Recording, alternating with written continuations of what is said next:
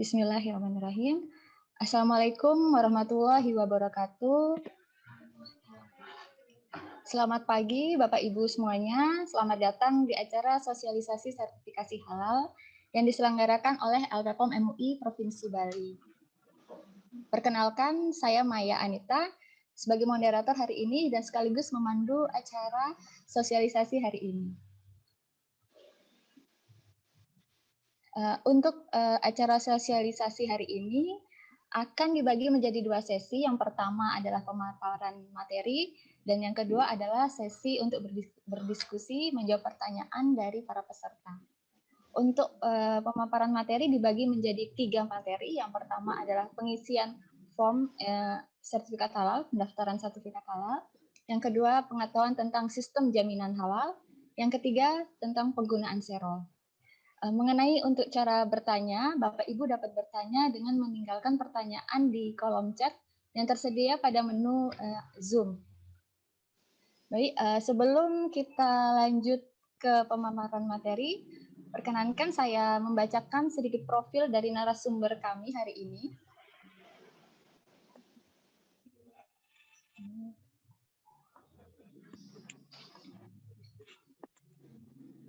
Profil narasumber kami hari ini adalah Bapak Rukbana Sunardi, STP MTP. Beliau lahir di Pati, beralamat di Jalan Sudirman. Riwayat sekolah beliau di Lampung Tengah, lalu lanjut di Pati, dan untuk S1 di Teknologi Industri Pertanian UNUD, S2-nya di UNUD juga.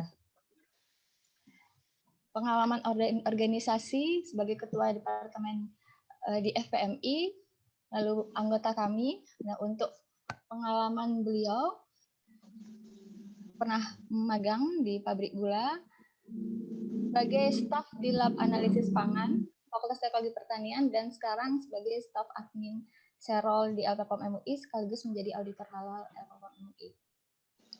Baik, langsung saja kita ke pemaparan materi kepada Bapak Rukbana Sunardi. Saya persilahkan.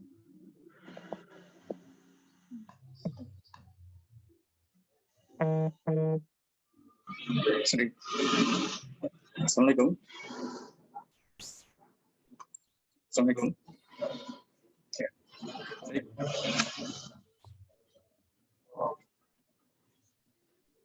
Terima kasih, Maya. Assalamualaikum. Sudah jelas semuanya?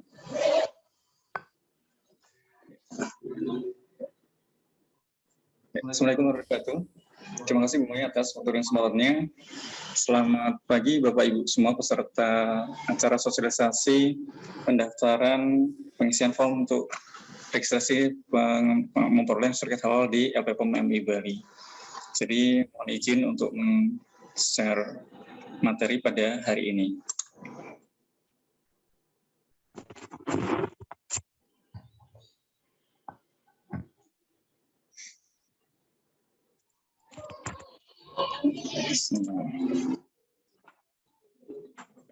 Ya. Baik Bapak Ibu sekalian, jadi pada kesempatan pagi hari ini saya akan memaparkan terkait dengan bagaimana sih cara pendaftaran sertifikat halal yang berlaku di LPPOM MUI Bali khususnya. Jadi tadi sudah disampaikan oleh Ibu Maya selaku moderator dan host, sebenarnya bahwa akan terbagi menjadi 3 part bagian. Tapi untuk sesi kali ini khusus untuk bagian pertama. Jadi nanti ada bagian yang berikutnya yang akan kami jadwalkan sebagai acara bagian dari sosialisasi ini. Baik, saya mulai saja. Ya, perkenalkan nama saya adalah Bapak Rukbana Sunardi atau biasa akrab dipanggil dengan Bapak Ardi. Gitu. Oke. Ya. Baik, sebagai pengenalan juga LPPOM MUI Provinsi Bali beralamat di Jalan Pulau Manjangan nomor 8, Daupuri, Kelot, Kecamatan Denpasar Barat. Ya, jadi kalau tepatnya itu ada di sebelah selatan Rumah Sakit Sanglah. Jadi sangat mudah sekali dijangkau dan ditemui. Jadi Bapak Ibu kalau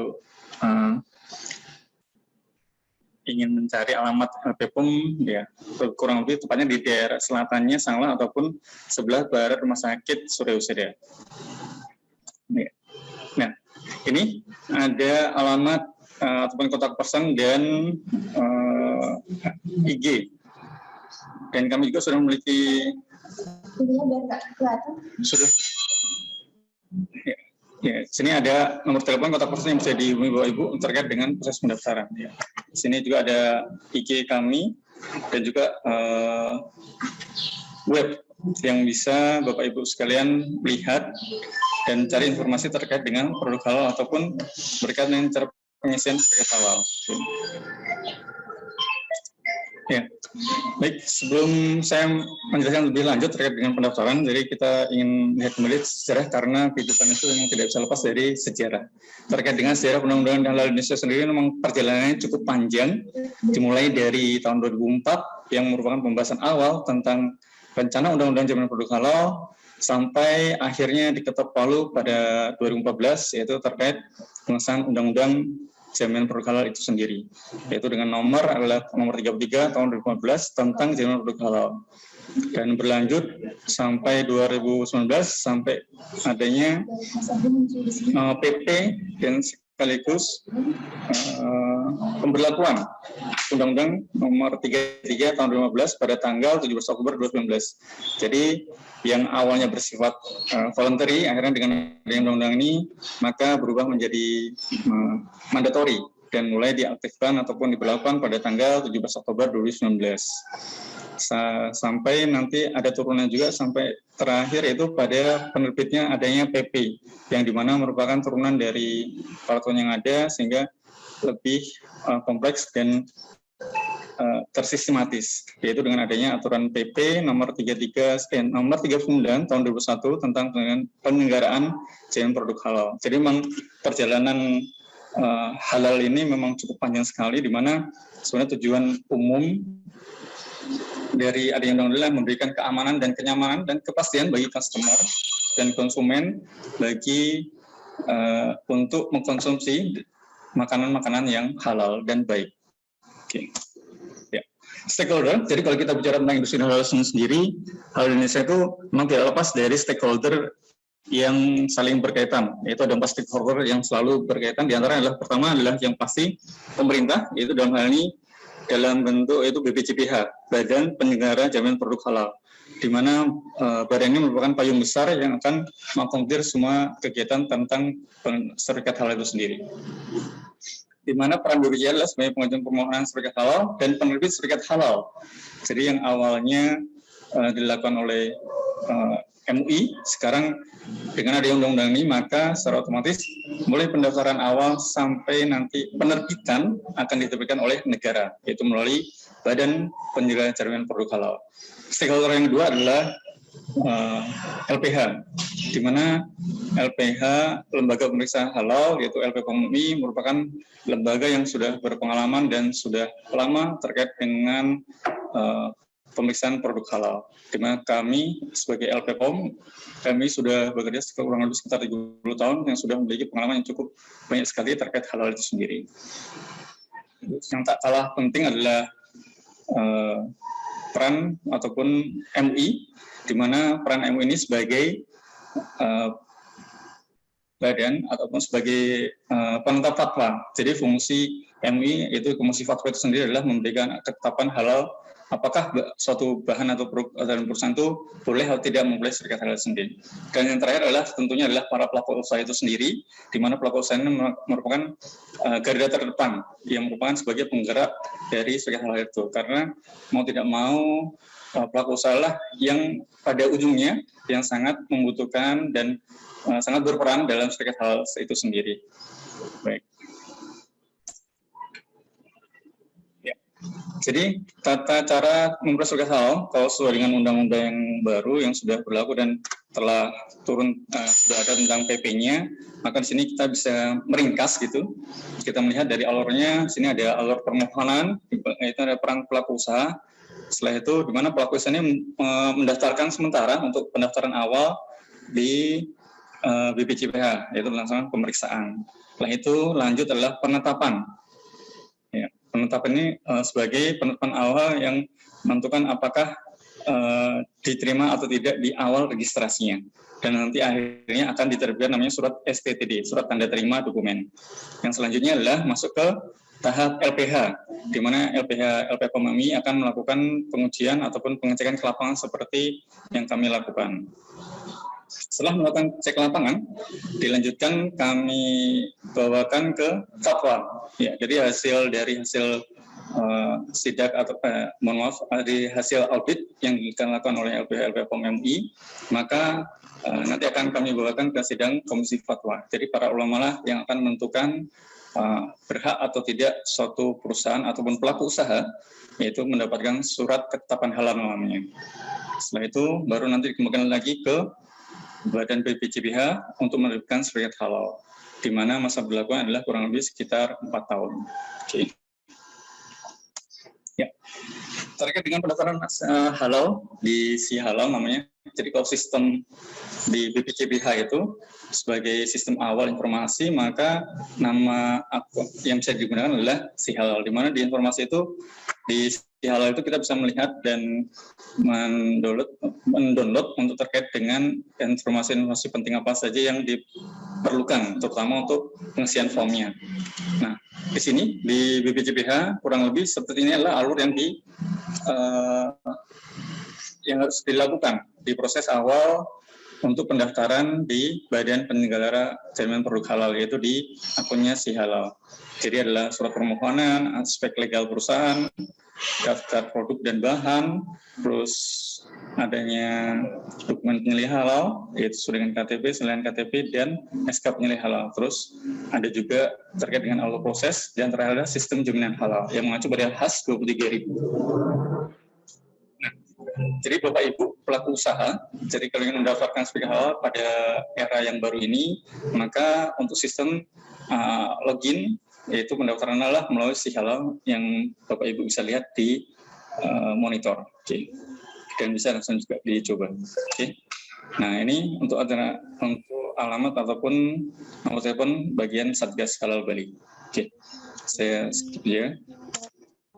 Nah, setelah nanti dirasa cukup dan sudah layak di pendaftaran awal, maka Bapak Ibu pelaku usaha akan menerima ini surat rekomendasi ini seperti ini. Ini contohnya seperti saya tampilkan di monitor. Oke. Jadi Bapak Ibu nanti yang akan mencari sertifikat halal maka akan mendapatkan surat seperti ini. Gitu. Setelah Bapak Ibu pelaku usaha mendapatkan surat STTD, surat tanda terima dokumen, maka langkah selanjutnya adalah masuk ke LPH, yaitu LPH MMI, di mana di alur pendaftaran pemohon halal tetap MUI ini kita ada beberapa tahapan yang harus Bapak Ibu sekalian lakukan, di mana Bapak Ibu di sini kalau kita lihat adalah sini ada proses registrasi. Nah, registrasi awalnya seperti pengisian seperti yang di Badan BPJBH itu. Jadi Bapak Ibu mengulang kembali proses yang sudah ada. Nah, selanjutnya nanti akan dilanjutkan ke Serol. Jadi sistem di kami untuk sistem online adalah sistem Serol, yaitu sertifikat online yang sudah berlaku untuk di Bali dari tahun 2017. Kalau untuk yang di pusat memang sudah lebih awal gitu. Nah, untuk di kami sendiri nanti Bapak Ibu akan masuk ke Serol. Setelah itu nanti akan mengupload ke data-data, terus dokumen-dokumen dan persyaratan yang dibutuhkan dalam pengajuan sertifikat halal. Setelah itu, setelah Bapak Ibu login, maka akan memperoleh akun. Nah, di mana setelah mendapatkan akun itu, maka Bapak Ibu silakan mengupload semua dokumen yang Bapak Ibu semua ada di masing-masing pelaku usaha untuk dimasukkan ke dalam Serol itu. Nah, setelah dari dokumen awal ini, jadi akan dilakukan juga registrasi awal, yaitu pembayaran akad. Ya, pembayaran akad sebagai komitmen dari Bapak Ibu semuanya untuk melakukan dan memang untuk mendapatkan proses sertifikat halal yang lebih lanjut. Nah, setelah itu barulah kami melakukan audit lapangan. Nah, seperti itu. Jadi setelah audit lapangan dilakukan, setelah diperoleh, jadi sifat kami sebagai auditor adalah sebagai saksi, ya sebagai saksi lapangan, yaitu yang sebagai saksi lapangan yang akan menyampaikan komisi fatwa bagaimana saja kondisi dan ataupun bahan-bahan ataupun proses produksi dan keadaan yang ada di pelaku usaha itu sendiri. Jadi nanti akan kami presentasikan komisi fatwa dan para ulama yang akan memutuskan suatu pelaku usaha itu berhak atau tidak mendapatkan sertifikat halal. Ya, seperti itu. Baru malah akan diterbitkan ketetapan halal. Oke. Ya, selanjutnya. Ya, jadi kurang lebih seperti inilah tampilan dari serialnya kalau di kami di LPPOM MUI, yaitu sebagai akun serialnya kan muncul seperti ini. Jadi kalau Bapak Ibu yang berada di provinsi, khususnya di Bali, jadi silakan melakukan registrasi di REGS lppom.elmi.org. Oke. Ya. Nah, seperti ini tampilan lebih jelasnya. Jadi sini ada username, password, dan ketika belum punya maka akan membuat akun yang baru. Jadi kurang lebih sama seperti di registrasi yang awal tadi gitu. Oke. Ya. Baik.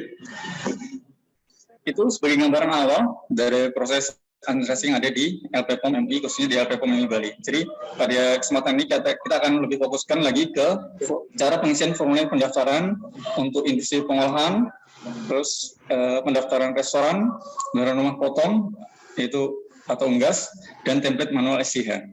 Seperti itu. Baik, akan saya mulai dulu untuk cara pengisian formulir di pendaftaran industri pengolahan. Karena kalau kita lihat dari segmen yang ada di Bali ini, rata-rata pelaku usaha yang diambil adalah industri pengolahan ataupun restoran dan pemotongan. Jadi kalau lihat dari segi akumulatifnya, maka semua bidang ini memang saling terkaitan gitu. Oke. Saya awali dulu dari formulir pendaftaran industri pengolahan. Ya. Mohon tunggu sebentar, gitu. Ya, sudah nampak ya? Oke. Ya, ini adalah form untuk pelaku usaha bagi pelaku usaha yang akan mendaftarkan pengajuan sertifikat halal yang ada di Bali, yaitu khususnya industri pengolahan.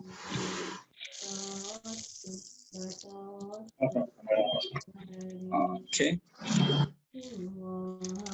Ya, di sini syarat-syarat pendaftaran untuk memberikan sertifikat halal LPPOM MUI Bali adalah pertama, mengisi form pendaftaran yang disediakan oleh MUI Bali, yaitu adalah yaitu mengisi pendaftaran info pelanggan. Yang berikutnya adalah satu itu adalah form pendaftaran, form perjanjian pelanggan, terus selanjutnya adalah daftar produk, matriks produk, daftar bahan, dan kuesioner sistem jaminan halal. Tahap berikutnya adalah menyerahkan dokumen pendukung dari bahan baku, bahan tambahan, dan menolong yang digunakan, yaitu berupa sertifikat halal MUI ataupun lembaga halal yang diakui oleh MUI untuk bahan yang digunakan, dan spesifikasi yang menjelaskan komposisi dan asal-usul bahan, atau diagram alir yang menyebutkan untuk bahan baku, bahan tambahan, dan bahan menolong menggunakan pada tiap tahap produksi bahan tersebut.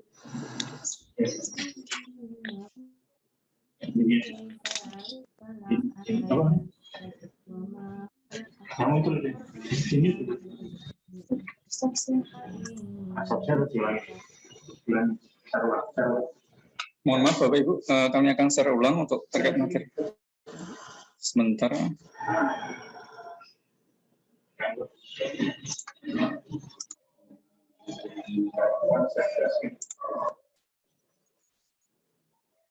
Sudah nampak ya?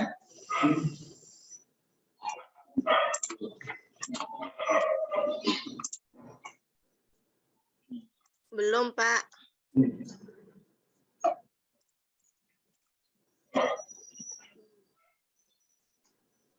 Bu Maya, sudah nampak ya?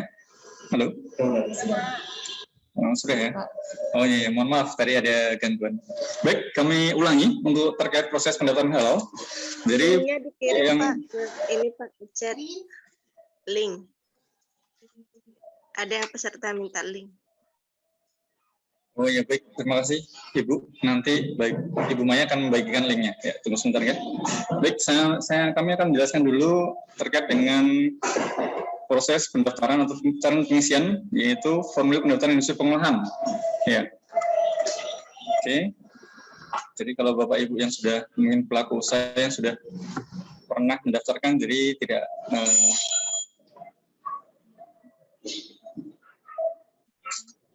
halo.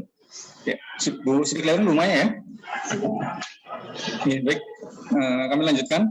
Ya, jadi syarat-syarat apa saja yang perlu diperlukan untuk mendapatkan sertifikat halal dari LPPOM Bali, yaitu pertama adalah pengisian formulir pendaftaran, di mana di formulir pendaftaran ini berisi tentang pendaftaran info pelanggan, form pendaftaran, form perjanjian pelanggan, daftar produk, matriks produk, daftar bahan, dan kuesioner sistem jaminan halal dari masing-masing pelaku usaha. Yang berikutnya adalah Bapak Ibu silakan menyerahkan dokumen pelaku pendukung bahan, ya, yaitu dokumen pendukung bahan dari bahan baku, bahan tambahan, dan bahan penolong yang Bapak Ibu sekalian gunakan. Oke. Itu bisa berupa sertifikat halal, atau bisa juga komposisi asal bahan, bisa juga alir proses diagram dari pembuatan bahan, atau yang terakhir adalah minimal memiliki logo halal dari bahan yang digunakan, dan logo halalnya yang diakui oleh LPPOM MI. Oke. Yang berikutnya adalah melampirkan dokumen, diantaranya fotokopi sertifikat halal dari produk yang sudah disertifikat untuk sertifikat pengembangan ataupun perpanjangan. Yang berikutnya adalah melampirkan manual SJ. Ya, manual SJ itu manual sistem jaminan halal, yaitu dari pelaku usaha, baik itu perusahaan yang baru ataupun revisi manual untuk persyaratan untuk perusahaan yang telah memiliki sertifikat halal. Jadi terkait manual SJ ini nanti akan kami sampaikan di bagian agak terakhir, gitu. Oke. Yang berikutnya adalah fotokopi ataupun kopi dari sertifikat status sistem jaminan halal. Jadi ini bagi yang sudah memiliki SJH, sistem status sertifikat status sistem jaminan halal. Yang berikutnya adalah surat penunjukan TMH, tim manajemen halal, atau sekarang itu berubah menjadi penunjukan penyelia halal. Oke. Ya. Saya lanjutkan. Yang berikutnya adalah sosialisasi kebijakan halal. Yang berikutnya surat pernyataan fasilitas produksi bebas dari unsur haram dan najis. Terus diagram alir proses produksi produk yang disertifikat, dan denah denah lokasi dari alamat perusahaan. Ya, oke. Ya, ini tampilannya akan seperti ini Bapak Ibu semua. Terkait dengan form. Jadi pertama di sini ada nomor. Untuk nomor Bapak Ibu tidak perlu mengisi. Nanti ini kalau otomatis akan diisi oleh bagian administrasi, dan ini biasanya akan langsung nanti nyambung ke bagian serol, sertifikat online. Jadi akan mengisi nomor ID registrasi dan tanggal juga tidak perlu diisi. Yang berikutnya adalah, kita akan mencoba sama-sama mengisi ataupun kita pandu terkait dengan cara pendaftaran dan pengisian dari pendaftaran info pelanggan. Pertama, nama perusahaan. Jadi silakan Bapak Ibu pelaku usaha mencantumkan nama perusahaan secara jelas dan tepat. Nah, termasuk misalkan ada anak cabang dari perusahaan itu, ataupun ada kerjasama dari perusahaan yang lain. Terus alamat ini bisa lebih dari satu, biasanya tergantung dari kalau pelaku mungkin UMKM hanya satu, tapi kalau perusahaan besar bisa lebih dari satu, silahkan dicantumkan. Negara otomatis negara Indonesia, provinsi adalah Bali, kota yang ada di provinsi Bali khususnya, yaitu ada 9 kabupaten dan 8 kabupaten dan 1 kota madya.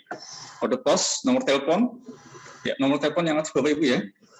Terus fax, email, dan email yang aktif dan berfungsi gitu, dan bisa dibuka pastinya. Kenapa? Karena segala sesuatu nanti ketika itu masuk ke dalam sistem serol, maka proses komunikasi itu akan berlangsung melalui email itu sendiri. Nah, penanggung jawab ini merupakan bisa sebagai apakah owner ataupun orang yang dipercaya untuk memegang dari satu perusahaan itu sendiri. Jabatan dari penanggung jawab itu sendiri, nomor telepon yang aktif, nomor HP, dan email sama, dan kontak person ataupun untuk kontak person sendiri ini bisa dengan nama yang sama ataupun berbeda gitu. Jadi untuk pelaku usaha mungkin yang menengah ke atas itu untuk kontak person bisa jadi mungkin ada bagian khusus yang akan mengurus sertifikat halal. Nah, jadi kontak person inilah orang yang akan berkomunikasi dengan kami dari LPPOM MI Bali terkait dengan proses pendaftaran, sampai di mana alurnya, terus apa yang akan dilakukan, terus ketika memang sudah dilakukan apa yang harus diperbaiki, sampai nanti akhirnya terbitlah surat ketetapan halal. Oke, nomor telepon, HP, dan email yang aktif tentunya. Oke, baik, kami lanjutkan. Nah, ketika mengisi pendaftaran, ini di sini ada tanggal pendaftaran, silakan dikosongkan saja. Terus Bapak Ibu silakan memilih tipe pendaftaran. Ya, di sini Bapak Ibu tinggal memilih apakah industri pengolahan. Ya, industri pengolahan ini mencakup semua bahan olahan yang Bapak Ibu ataupun pelaku usaha lakukan. Ya, terus ada juga restoran ataupun catering. Ini masih dalam satu kelompok. Biasanya untuk restoran catering ini untuk perusahaan-perusahaan ataupun pelaku usaha di bidang pariwisata, khususnya mungkin di hotel ataupun makanan. Ada juga di pelaku rumah potong hewan ataupun unggas. Ya. Status pendaftaran. Jadi kalau Bapak Ibu itu masih baru mendaftarkan awal, maka statusnya adalah baru. Ketika memang ada pengembangan atau penambahan produk, maka silakan Bapak Ibu memilih pengembangan. Sedangkan kalau yang ingin memperpanjang, otomatis diperpanjang untuk statusnya. Ya. Apakah tersedia SJH, yaitu sistem jaminan halal, di mana ini merupakan sistem menjamin kehalalan dari suatu produk yang dihasilkan dari pelaku usaha itu sendiri. Jadi nanti ada formnya, otomatis kalau memang ada, diklik ada. Nah, untuk pendaftaran lama, ini berlaku untuk pelaku usaha yang sudah melakukan pendaftaran. Nomor SAMI yang sudah berlaku juga berarti sama ya untuk pelaku usaha yang sudah pernah mendaftarkan. Masa berlaku SAMI, di mana masa berlaku sebagai halal MI yang berlaku. Silakan nanti dicantumkan. Status yang berikutnya adalah status SJH terakhir. Apakah itu A ataupun B? Ya, jadi statusnya hanya ada dua saja, A ataupun B. Terus nomor status SJH itu bisa dilihat di nomornya nanti. Sedangkan untuk masa berlaku status SJH juga nanti bisa dilihat dari dari status saja yang sudah lampiran yang sudah diberikan. Nah, terkait dengan jenis produk, ya, ini ada produk kita kelompokkan menjadi 3 ya, yaitu ada produk retail, non-retail, dan retail dan non-retail. Jadi untuk pelaku usaha maksudnya adalah untuk pelaku usaha yang melakukan penjualan produk ataupun penjualan produk yang secara langsung, maka ini ataupun mengecer istilahnya, kalau bahasa pasarannya diecer gitu ya, yaitu langsung ke retail mengecer. Nah, ada juga yang dalam bentuk non retail, ini grosiran gitu, dalam bentuk besar gitu. Terus ada juga yang pelaku usaha itu yang menjualnya dalam 2 sistem, retail dan non retail, kebanyakan seperti itu. Oke. Nah, kami lanjutkan terkait jenis usaha, yaitu jadi Bapak Ibu pelaku usaha yang khususnya untuk UMKM itu rata-rata untuk saat ini memang harus memiliki izin, baik itu NIP, terus PRT, dan ataupun dia MD. Sering untuk yang pelaku usaha rata-rata untuk izin pengolahan adalah UMKM adalah PRT. Jadi Bapak Ibu kalau memang ingin mengajukan sertifikat halal, kami harapkan sudah memiliki izin tersebut, sehingga akan mempermudah ataupun memperlancar proses dari pendaftaran halal itu sendiri. Karena di izin ini nanti akan terkait juga dari akun yang di awal tadi, yaitu akun si halal dan si halal itu akan berkaitan gitu. Karena nanti ketika mendaftarkan di si halal itu akan ditanyakan izin apa saja yang dimiliki, khususnya untuk NIP, nomor izin induk berusaha, seperti itu. Ya. Nah, untuk MD ini merek dalam negeri, jadi untuk perusahaan-perusahaan yang menengah ke atas. Sedangkan untuk catering ataupun restoran, nah itu izinnya sertifikat layak higienitas sanitasi. Ini dari dinas terkait. Ya, ada juga TDP, tanda daftar perusahaan dan surat izin usaha industri (SIUP). Nah, jumlah karyawan, ya ini jumlah karyawan silakan diisi. Berapa sih jumlah karyawan yang aktif ataupun yang ada di pelaku usaha itu sendiri. Apakah itu karyawan tetap ataupun karyawan tidak tetap, silakan dicantumkan. Kapasitas produksi. Nah, terkait kapasitas produksi ini bisa ditentukan apakah kapasitas itu harian, mingguan, bulanan, atau tahunan. Jadi silakan Bapak Ibu memilih. Tidak masalah. Nah, jadi pendaftaran adalah reguler. Terus untuk tipe pendaftaran sama kayak tadi yang di atas, yaitu adalah tadi tipenya apakah industri pengolahan, ataukah restoran, ataukah catering, atau dia rumah potong unggas. Nah, yang berikutnya adalah jenis kelompok produk, jadi dia akan masuk ke dalam kelompok apa. Jadi apakah kelompok minuman, misalkan di industri pengolahan, saya ini Pak, ada usaha minuman. Nah, minuman misalkan, mohon maaf, misalkan kita minuman jus lah, minum jus buah. Nah, itu akan masuk kelompok produk minuman sehat. atau minuman kultur. Dan untuk jenis kelompok produk ini, kita juga akan mengacu pada SK yang sudah ada di LPPOM MI. Nanti untuk SK-nya akan saya tampilkan setelah form pendaftaran ini. Ya, sebentar. Nah, untuk bagian yang berikutnya, yaitu adalah perjanjian pelanggan, di mana perjanjian pelanggan ini merupakan atas nama perusahaan yang isinya, ya, saya bacakan sebentar. Ya, yang isinya terkait dengan komitmen dari perusahaan itu sendiri terkait dengan kehalalan ini. Jadi kesediaan dan itikat dari masing-masing pelaku usaha untuk pelaksanaan sertifikat halal ini, yaitu di mana atas nama perusahaan dengan intinya bahwa kesediaan mematuhi peraturan yang telah ditetapkan oleh LPPOM MI sebagai berikut. Jadi isi dari perjanjian pelanggan itu diantaranya adalah satu, memenuhi persyaratan sertifikat halal, yaitu berupa kebijakan halal, prosedur dan kriteria. Yang kedua adalah mengimplementasikan sistem jaminan halal secara berkesinambungan, gitu. Jadi berkomitmen, jadi jangan sampai hanya di awal saya ternyata tidak lanjut gitu loh Bapak Ibu. Ya, yang ketiga adalah mengirimkan laporan berkala setiap 6 bulan. Jadi ini bentuk tanggung jawab dari masing-masing pelaku usaha, di mana dengan adanya laporan berkala ini maka ada satu keterikatan antara pelaku usaha dengan halal itu sendiri. Yang berikutnya adalah memintakan persetujuan ke LPPOM MI Bali jika terdapat perubahan bahan yang digunakan dalam produk yang disertifikasi. Ya, contohnya gini, misalkan Bapak Ibu pelaku usaha sudah mendapatkan sertifikat halal dan setelah 3 bulan atau 4 bulan ternyata itu ada perubahan bahan. Jadi yang awalnya menggunakan bahan A ternyata karena stoknya nggak ada di pasaran akhirnya belum menjadi bahan B. Nah, maka itu ada suatu laporan ke kami, itu berupa surat persetujuan. Nanti setelah itu disetujui, maka silakan digunakan. Oke. Yang berikutnya adalah mendaftarkan sertifikat halal untuk setiap pengembangan produk. Ya, jadi kalau memang ada varian baru, terus adanya, biasanya varian-varian baru seperti ini, biasanya karena adanya permintaan dan persaingan. Jadi perlu karena adanya persaingan kebutuhan dari pangsa pasar memang perlu inovasi sehingga diperlukanlah pengembangan produk itu sendiri. Jadi adanya pengembangan produk kayak pengembangan rasa ataupun varian-varian yang lainnya yang sehingga bisa memikat ataupun menarik para customer. Terus bersedia menerima pemeriksaan ataupun kunjungan LPPOM MI sewaktu-waktu walaupun tanpa pemberitahuan sebelumnya. Ya, ini kurang lebih seperti kalau di istilah di kami itu namanya sidak ataupun inspeksi, gitu. Jadi tanpa informasi terlebih dahulu, tiba-tiba kami datang ke tempat pelaku usaha.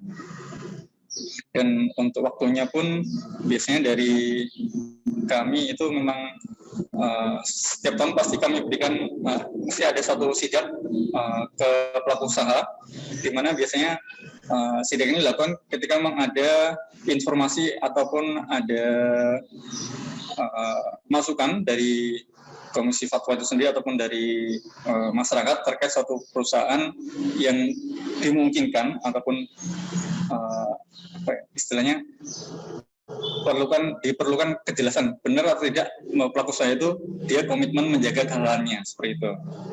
Ya. Yang berikutnya adalah bersedia untuk diambil contoh produknya, contoh produk maupun bahan yang dibutuhkan untuk keperluan analisis laboratorium. Jadi ini ketika melakukan audit itu biasanya ada satu produk yang mungkin dirasa masih diragukan, maka akan diambil sampelnya untuk dilakukan uji laboratorium. Jadi untuk memastikan kepastian dari produk yang dihasilkan itu. Ya, yang berikutnya adalah memberikan segala informasi yang terkait dengan sertifikat halal, yaitu informasi mengenai seluruh bahan yang digunakan, matriks produk, proses produksi, dan implementasi dari sistem jaminan halal itu sendiri. Masa berlaku sertifikat halal adalah selama 4 tahun. Mohon maaf, ini belum kami revisi. Dan dapat diperpanjang kembali, kami mengajukan permohonan kembali selambat-lambatnya 3 bulan sebelum masa berlaku sertifikat halal habis. Yang berikutnya, bila masa berlaku sertifikat halal telah habis dan perusahaan tidak melakukan perpanjangan, maka LPPOM MI Bali berhak mengumumkan kepada masyarakat luas. Yang berikutnya adalah mencantumkan logo halal LPPOM MI pada kemasan produk yang sudah bersertifikat halal MI sesuai dengan keputusan LPPOM MI yaitu nomor SK sekian-sekian. Ya. Bila kemudian terjadi perubahan atau penambahan dari pernyataan ini, maka perubahan tersebut akan dituangkan dalam adendum yang isinya merupakan bagian dari surat borang dan dibuat dalam rangka 2. yang terakhir adalah jika terjadi pelanggaran, perusahaan bersedia untuk dicabut sertifikat halalnya oleh FPOMI Bali dan diumumkan kepada masyarakat luas. Ya, itu dari isi perjanjian dari pelaku usaha dengan LPPOMI. Jadi inilah komitmen dari Bapak Ibu semuanya sebagai pelaku usaha untuk menjaga kehalalan dan konsistensi dari penggunaan produk halal dan bahan yang sudah memiliki sertifikat halal, seperti itu. Yang berikutnya kami lanjutkan untuk pengisian form yaitu terkait dengan daftar produk. Ya, jadi silakan Bapak Ibu selaku pelaku usaha mendaftarkan semua produk yang Bapak Ibu hasilkan ataupun Bapak Ibu produksi.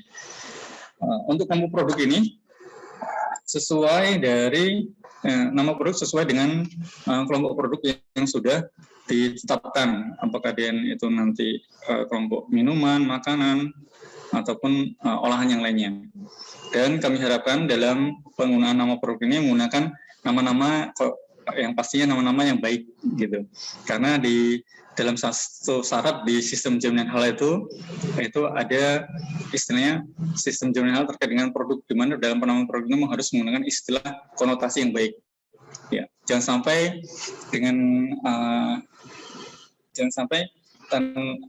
menggunakan nama-nama yang berkonotasi negatif. Mohon maaf, misalkan contohnya warung rawon setan. Nah,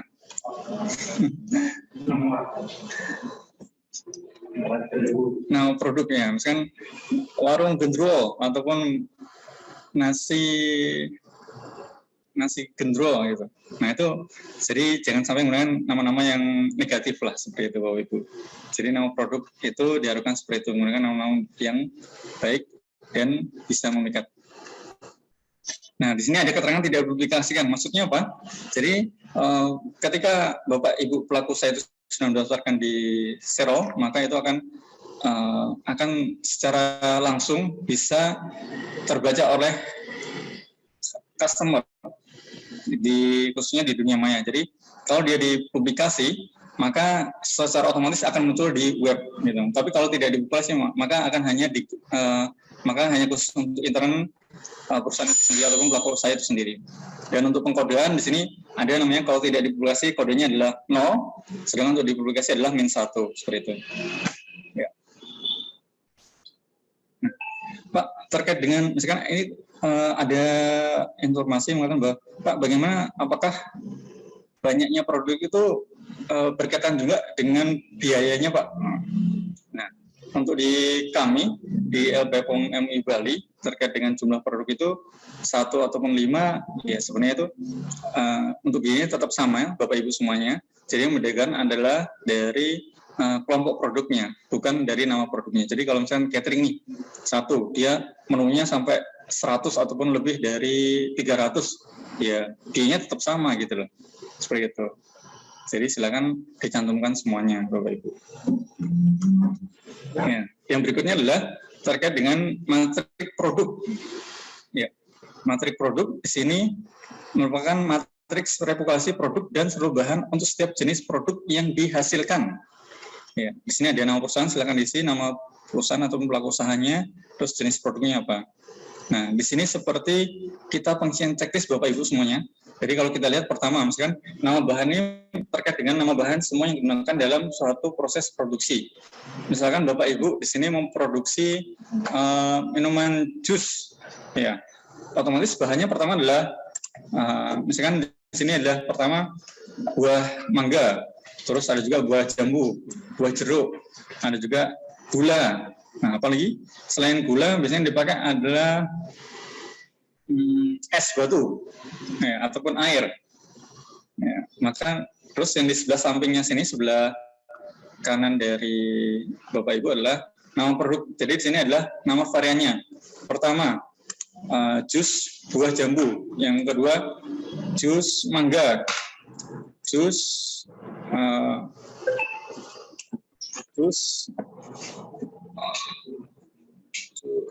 pepaya. Oke, maka di sini akan dimasuk checklistnya, centang-centang seperti itu.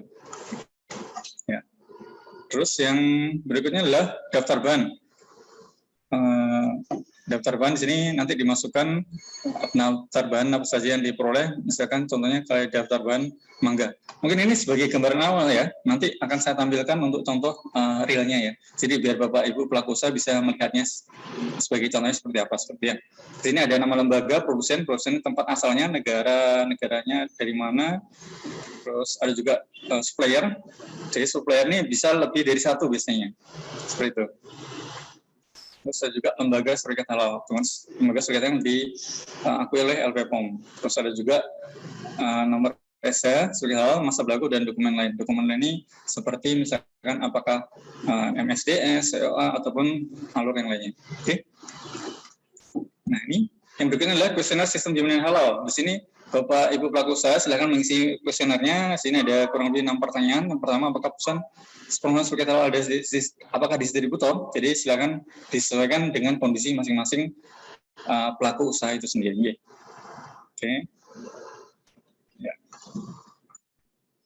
Nah, yang berikutnya adalah penunjukan tim manajemen halal, atau sekarang istilahnya itu penyeliah halal. Jadi nanti akan dibuatkan SK, surat ketetapan dari masing-masing pelaku usaha untuk tim penyeliah halal itu sendiri. Jadi yang bertanda tangan di bawah ini adalah nama pengisian untuk penanggung jawabnya ataupun ownernya, nama misalkan Pak Budi atau Ibu Budi, jabatan adalah pemilik alamat di Jalan Raya Ubud. Gitu. Nah dengan ini menunjuk tim manajemen halal. Pertama, Ibu Amin. Ya. Untuk koordinator, maka itu adalah wajib Muslim, Bapak Ibu semuanya. Jadi untuk koordinator koordinator penilaian halal itu adalah harus Muslim. Sedangkan untuk anggotanya itu bisa non Muslim, jadi bisa gabung seperti itu.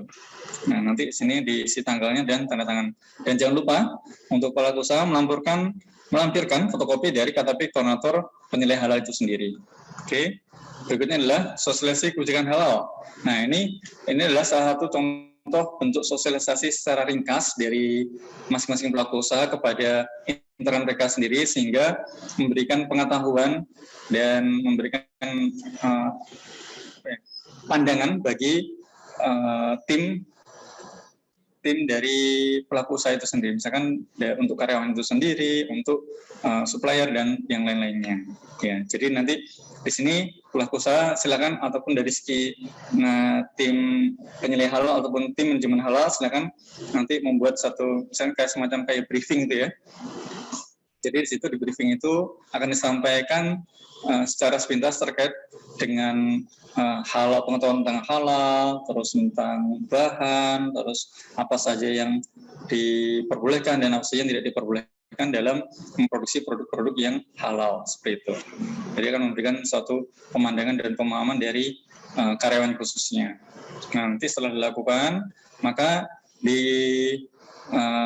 diisi semacam kayak absensi, registrasi sebagai bukti pernah dilakukan sosialisasi. Ini sini namanya, siapa saja, bagiannya apa saja, dan tanda tangan pastinya. Oke. Yang berikutnya adalah surat pernyataan fasilitas produksi bebas dari unsur haram dan najis. Ya. Di sini merupakan komitmen dari para pelaku usaha untuk menjaga fasilitas Bapak Ibu semuanya dari bahan-bahan haram dan najis, yaitu berisi tentang nama penanggung jawab, jabatan, nomor HP, dan alamat. Di mana menyatakan bahwa fasilitas produksi di perusahaan kami bebas dari unsur-unsur haram dan najis. Apabila melanggar, maka kami siap diberikan sanksi sesuai hukum yang berlaku. Jadi ini adalah salah satu pegangan buat kami juga selaku LPH LPPOM Bali.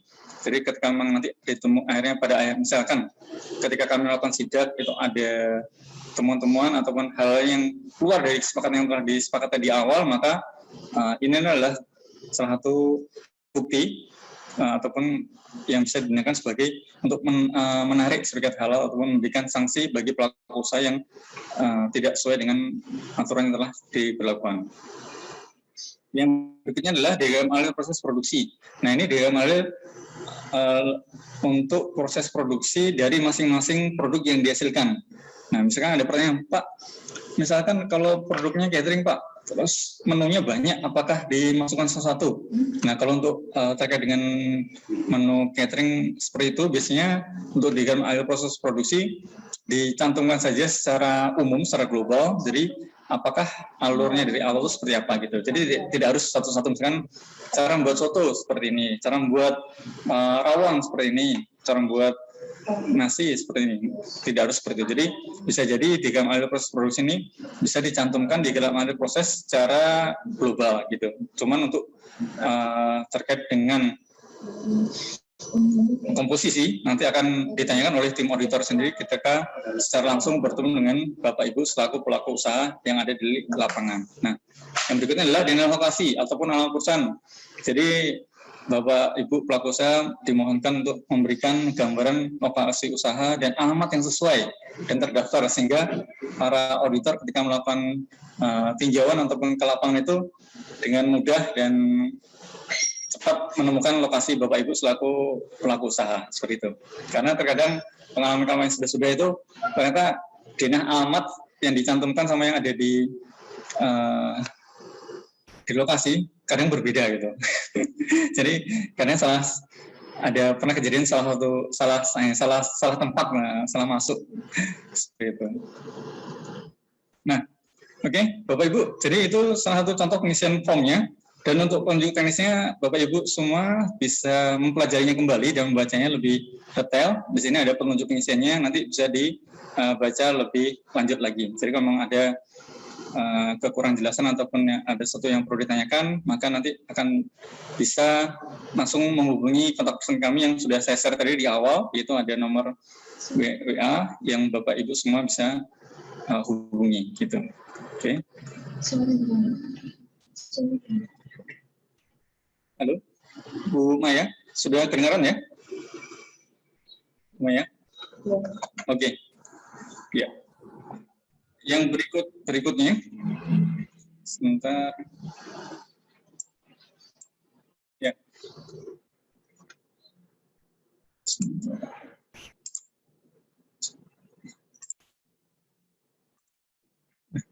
Ya. Yang berikutnya, untuk bagaimana sih cara untuk pengisian formulir pendaftaran restoran, pendaftaran sebentar.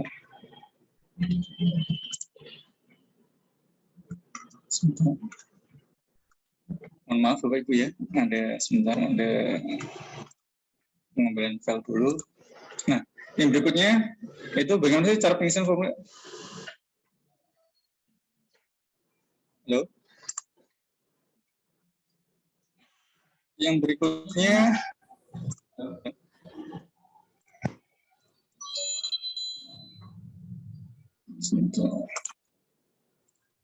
ya, yang berikutnya bagaimana sih pengisian formulir pendaftaran restoran terus pendaftaran rumah potong? Kurang lebih sama Bapak Ibu. Jadi untuk pengisian formulir baik itu pendaftaran industri, restoran dan rumah pendaftaran pemotongan hampir sama. Jadi yang membedakan hanya di masing-masing kelompok produknya tadi ataupun dari masing-masing industri pengolahannya ataupun pendaftarannya. Seperti itu. Jadi secara umum sih hampir sama. Yang perlu saya tampilkan.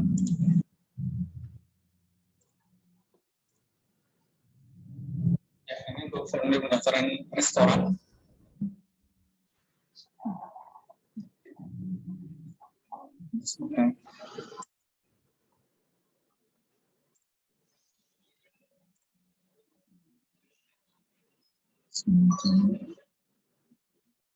Ya. Mohon izin, ya, ini salah satu contoh untuk pengisian formulir pendaftaran restoran. Ya. Hampir sama seperti yang industri pengolahan. Jadi bedanya hanya di ini kelompok produknya saja, gitu. Tapi secara keseluruhan sama. Oke. Ya.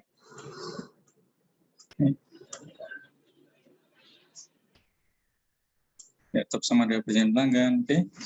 Baik. Oke, saya coba share lagi untuk contoh form pendaftaran rumah potong unggas ya.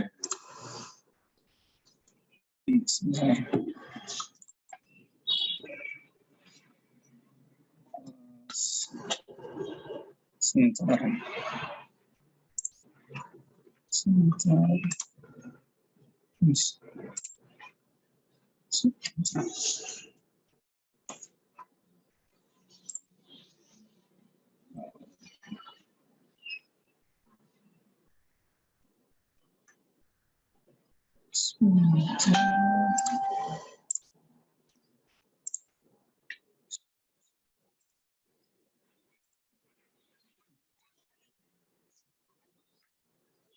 Sudah muncul, Bu Maya?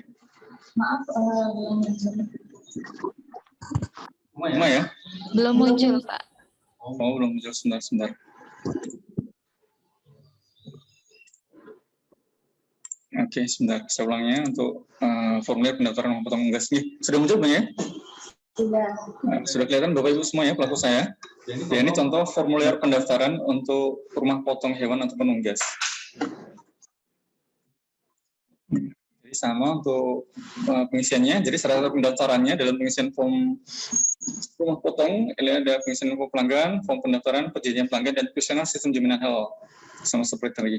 Cuman ini untuk bedanya kalau di RPU ini, dia titik kritisnya adalah di daftar penyelia, daftar Juleha, juru sembelih halal, yaitu Juleha. Juleha adalah singkatan dari juru sembelih halal. Oke, terus sama fotokopi sertifikat halal, sama perkembangan atau perpanjangan, sama seperti itu. Nah, di sini bedanya ada di diagramaris proses penyembelihan. Ya, kalau untuk olahan kan proses pengolahan, kalau untuk penyembelihan otomatis bagaimana proses pemotongannya itu sendiri. Ya. Nah, untuk pendaftaran info pelanggan sama seperti industri pengolahan, restoran, dan catering. Oke, sama menjawab.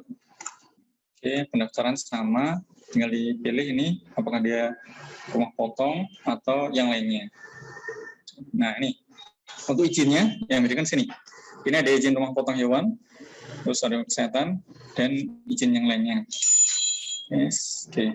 Nah, untuk jenis kelompok produk hewan, apakah ini biasanya kalau di Bali itu hanya ada 2, unggas ataupun satu lagi hewan besar itu sapi, ataupun kambing. Jadi hanya itu. Jadi di Bali hanya ada rumah potong unggas dan hewan besar yaitu sapi. Untuk perjanjian pelanggan masih sama seperti yang sebelumnya. Secara juga sama. Nah, ini ada form untuk daftar petugas penyembelih dan metode penyembelihan. Nah, di sini pertama kita isi dulu nama perusahaannya apa, nama registrasinya, terus jenis potong hewan. Nah, jenis potong hewan itu apakah dia unggas, yaitu ayam, terus itik, ataupun yang lainnya. Terus daftar penyembelih, yaitu yang kami sampaikan tadi adalah nama Juleha, juru sembelih halalnya. Jadi untuk Juleha dari masing-masing pelaku usaha, khususnya di rumah potong hewan ataupun unggas ini, minimal dia memiliki 2. Jadi kenapa 2? Jadi sebagai alternatif misalkan terjadi hal yang diinginkan yang tukang Juleha yang pertama lagi kondisi sakit tuh. Jadi gimana sih biar usaha itu berjalan, otomatis harus ada alternatifnya gitu. Oke. Ya. Metode penyembelihan, apakah manual ataupun mekanis? Nah, kalau untuk di Bali sendiri, kebanyakan rata-rata masih manual, Bapak Ibu semuanya ya. Terus untuk metode pemingsanan, nah ini biasanya untuk RPU, rumah potong unggas yang menengah ke atas, jadi besar. Jadi mereka itu untuk mempersingkat dan memudahkan proses pemotongan, maka hewan itu ataupun unggas, khususnya ayam-ayam itu akan dipingsankan lebih dahulu dengan elektrik. Ya, oke. Dan jangan lupa melampirkan fotokopi KTP dan pas foto dari masing-masing Juleha. Ya. Nah, selanjutnya adalah surat pernyataan. Jadi kalau yang di pengolahan tadi sama, surat pernyataan bebas dari unsur haram dan najis. Sedangkan kalau untuk di pemotongan adalah surat pernyataan fasilitas RPU ataupun RPH hanya dengan untuk menyembelih hewan halal saja. Seperti itu. Oke. Nah, untuk sosialisasi sama. Oke. Terus tim manajemen halal ataupun penyelia halal juga sama seperti yang tadi. Nah, ini diagram proses penyembelihan. Jadi pertama misalkan ayam didiamkan dulu, ataupun diistirahatkan. Setelah itu pisahkan antara yang sebelum dipotong dan yang sudah dipotong. Jadi harus ada sekat ataupun tempat terpisah yang memisahkan. Jadi hewan itu tidak melihat temannya ketika proses pemotongan. Sampai nanti perbusan, terus pencabutan, dan sampai parting seperti itu. Nah, ini daftar fasilitas produksi. Jadi tempat memotongnya di mana, silakan dimasukkan. Nah, untuk pemfilatan di mana? Ya. Karena ada satu ataupun dua pelaku usaha untuk potong hewan, khususnya hewan besar itu, dia memang terpisah antara tempat pemotongan dan untuk tempat pembukaan jeruan. Jadi bisa jadi motongnya di RPH, setelah selesai pemotongan, maka hewan itu langsung setelah dikulit sebentar terus dibawa ke tempat dagangan ataupun ke tempat rumahnya. Jadi untuk lebih membuka bagian dalamnya gitu. Mungkin karena fasilitas yang kurang memadai juga, akhirnya para jagal ini melakukan bondingnya di tempat yang lain. Gitu. Nah, di lokasi. Jadi di lokasi ini di mana dilakukan pemotongan untuk hewannya. Oke. Ya, jadi di sini juga ada petunjuk pengisian formulir sertifikatnya. Untuk lebih jelasnya nanti bisa dibaca ulang oleh Bapak Ibu semua selaku pelaku usaha, nggih. Oke. Baik, yang berikutnya selanjutkan untuk materi yang berikutnya yaitu di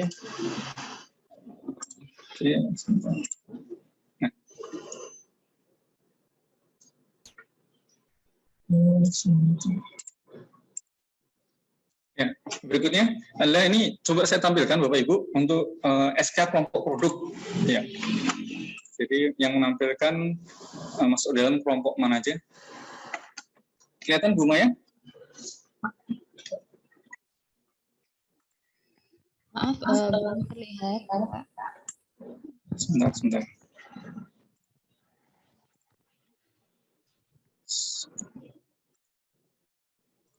Ya, sudah kelihatan Bapak Ibu ya? Sudah terlihat. Oke, baik. Ya, jadi ini saya tampilkan untuk contoh surat keputusan dari Lembaga Pengajian Obat-obatan Kosmetik tentang kelompok produk bersertifikat halal. Di sini ada SK Direktur LPPOM MI pada tahun 2011. Ya, di mana di sini ada ada beberapa kelompok, di antara ada kelompok daging dan produk olahan dan produk daging olahan. Ya. Jelas Bapak Ibu ya, bisa kelihatan ya? Ya, ini ada kelompok ini daging-daging yang segar, beku, ya, abon, dendeng, bakso, nugget, nah itu. Yang berikutnya ini ada kelompok ikan, hewan air, dan kelompok produk olahan. Nah, di sini ada ikan-ikan segar, ikan beku, ikan kering, ikan asap, terus ada ikan kaleng, ikan presto, ikan pindang, pasta ikan, ini terkait dengan petis, surimi, kama koko, dan lain-lain. Terus ada juga bakso ikan, abon ikan, nugget ikan, sosis ikan, tofu, pickle, ada juga kaki naga, otak-otak, pempek, siomay, bakwan, pangsit, dan perkedel, dan juga kitosan. Ya. Nah, ini juga termasuk dengan contoh hewan air laut, yaitu adalah udang, cumi-cumi, kepiting, tiram, lobster, rajungan, dan kerang. Ya. Yang berikutnya, untuk kelompok susu dan produk susu olahan. Nah, jenis produknya meliputi apa saja? Yaitu ada susu segar, terus ada susu cair, susu bubuk, susu formula, susu probiotik, susu kental manis, susu asam, krim, protein susu, kolostrum, laktosa, butter, MF, dan keju ataupun cheese. Ada juga yogurt, butter, dairy cream, whipping cream, dan krim susu.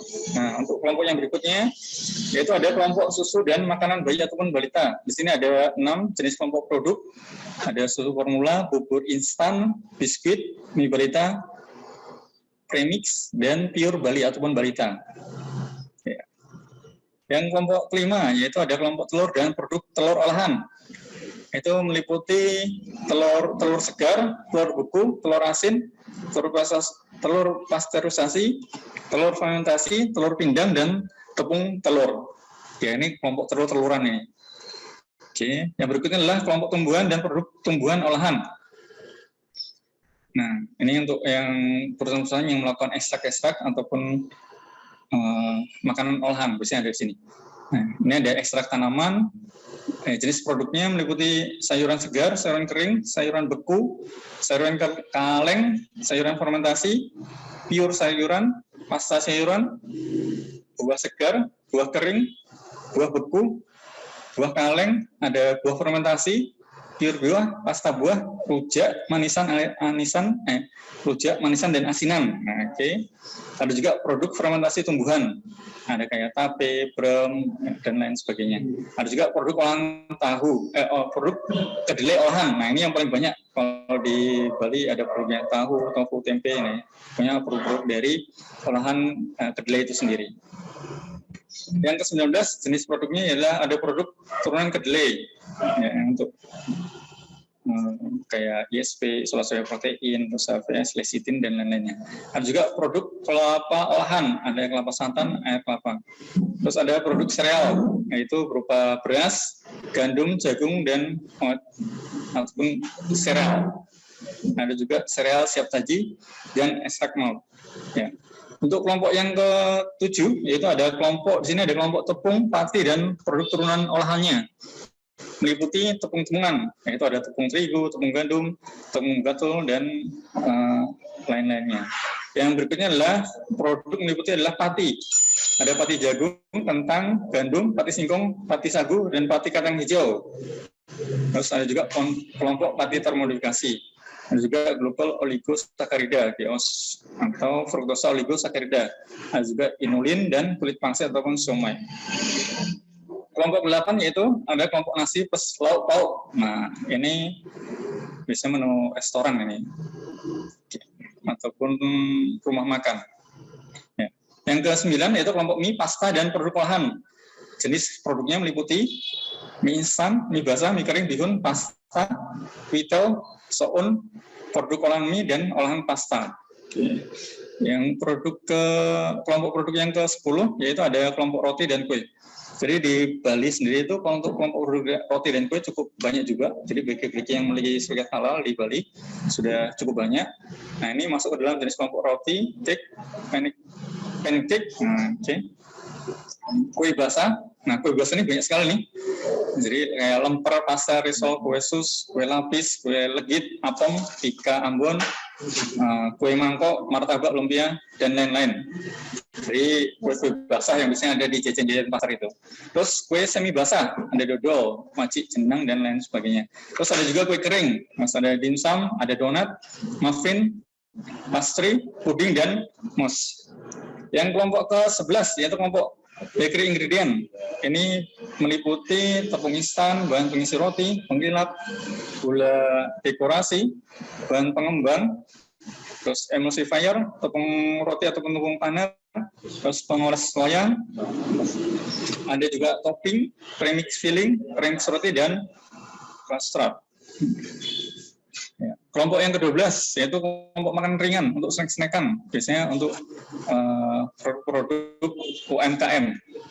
Ya, ini ada ekstrak, terus juga ada biskuit, terus ada snack kacang, ada pupuk, keripik, dan gula kapas ataupun aroma manis. Yang kelompok ke-13 di sini ada kelompok coklat, konfeksioner, dan bahan pendukungnya. Jadi itu masuk ke jenis produk adalah coklat olahan, baik itu dalam bentuk butiran, coklat batang, ataupun coklat isian. Terus juga ada coklat industri, Bapak Ibu, yaitu coklat bubuk, coklat liquid, dan coklat butter. Gitu. Terus ada juga bahan pengisi coklat atau permen. Ada juga itu permen lunak, permen keras, permen dekorasi, dan marshmallow. Nah, yang berikutnya yaitu kelompok yang ke-14 yaitu kelompok es krim, dan bahan pendukungnya meliputi es batu, es tube, es krim, es serut, es campur, kon es krim, tepung es krim instan, dan topping es krim. Untuk kelompok es dan es krim sendiri di Bali rata-rata perusahaan yang bergerak di bidang air minum sudah memiliki sertifikat halal, termasuk kayak es juga. Masuk es tube maksudnya. Dan kelompok yang ke-15 adalah kelompok selai dan jelly, yaitu meliputi selai, jelly, dan nata de coco, dan toppingnya. Kelompok ke-16 yaitu kelompok AMDK. Nah, ini kelompok minuman dan bahan minuman. Nah, ini ternyata cakupan AMDK ini cukup luas juga ya Bapak Ibu ya. Di sini termasuk air mineral, air minum beroksigen, air minum bervitamin, air heksagonal dan lain-lainnya. Untuk jus, nah ini yang lagi banyak dijual pada saat bulan puasa, ya, jus-jusan, ya, ada jus buah, jus sayur, kombinasi buah dan sayur dan lain sebagainya. Terus ada juga nektar, khususnya kombinasi buah dan sayur. Dan juga ada minuman sari buah, ya, minuman teh, kopi, minuman coklat, minuman susu, isotonik, nah, minuman berenergi, minuman serbuk, terus ada minuman berjeli, minuman madu, minuman kesehatan. Nah, terus ada juga teh. Nah, teh sendiri ternyata dipecah lagi Bapak Ibu pelaku usaha, Bapak Ibu sekalian, dibagi menjadi ada teh hitam, teh hijau, teh oolong, nah masuk dalam satu kelompok teh. Dan untuk kopi, nah ini juga dipecah lagi menjadi kopi bubuk, kopi instan, sampai kopi luwak. Terus ada juga jenis produk non dairy cream, ada sirup, ada konsentrat. Ya, konsentrat ini contohnya adalah konsentrat minuman termasuk konsentrat buah dan sayuran. Yang terakhir adalah madu. Nah, ini masuk kelompok minuman. Oke. Yang kelompok ke-17 yaitu kelompok pembentuk gel. Itu meliputi jenis produknya adalah gelatin, tepung agar, gam, karagenan, tepung rumput laut, konjak, CMC dan pektin. Ya, terus untuk kelompok yang ke-18 yaitu kelompok minyak, lemak dan emulsi. Nah, ini minyak. Biasanya kalau di Bali ini minyak tandusan ataupun minyak kelapa yang diproduksi sama pelaku usaha tradisional yang ada di daerah-daerah. Oke, ini ada kelapa sawit, wijen, jagung, mumiri, kapas, zaitun, canola, ikan dan lain sebagainya.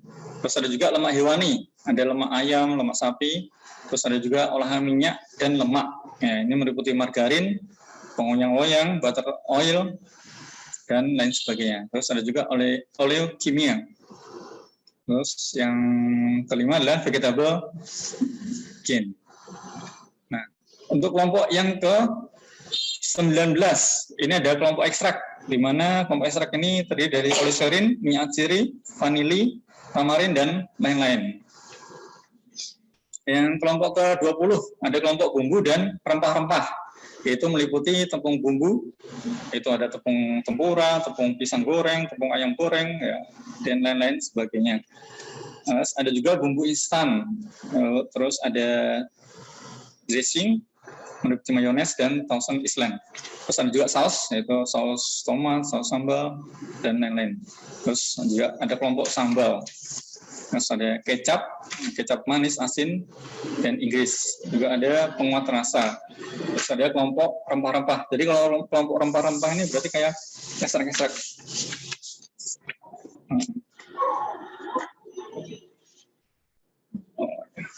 Ya.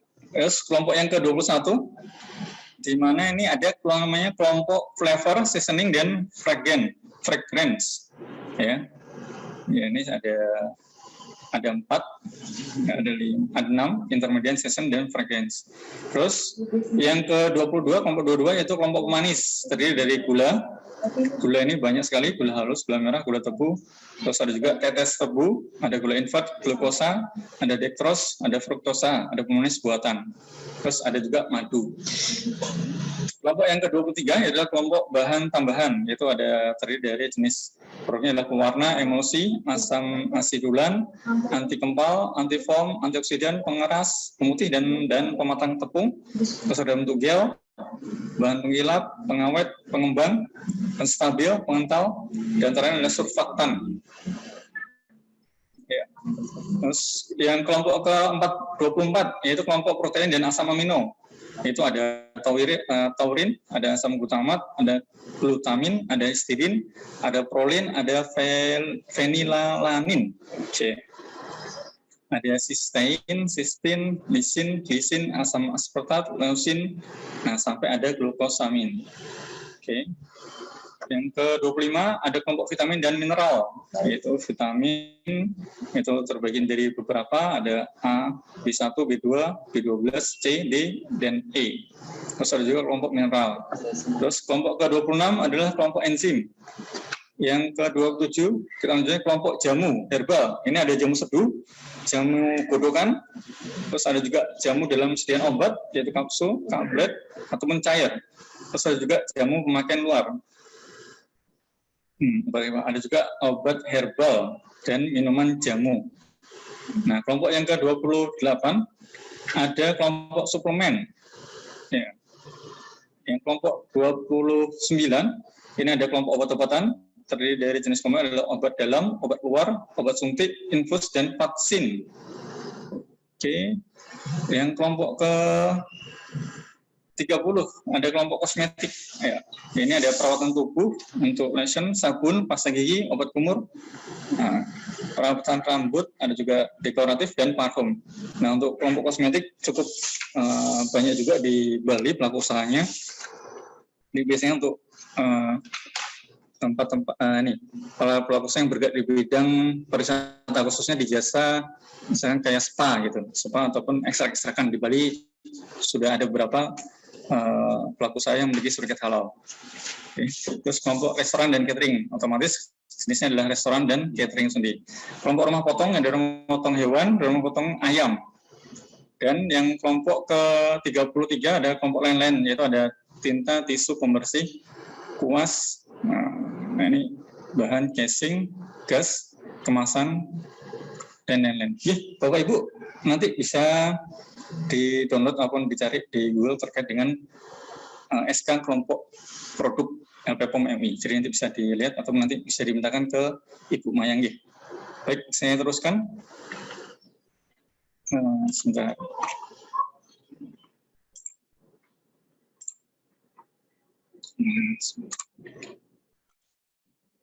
Teruskan. Itu tadi SK kelompok produk Bapak Ibu ya.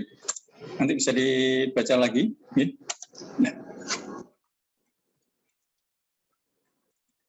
Nah, ini bisa kelihatan ya. Nah, ini contoh matriks yang saya bilang tadi, rekapitulasi bahan dan produk. Jadi dibentuk semacam kayak checklist. Nah, ini di sini kita bisa lihat checklistnya.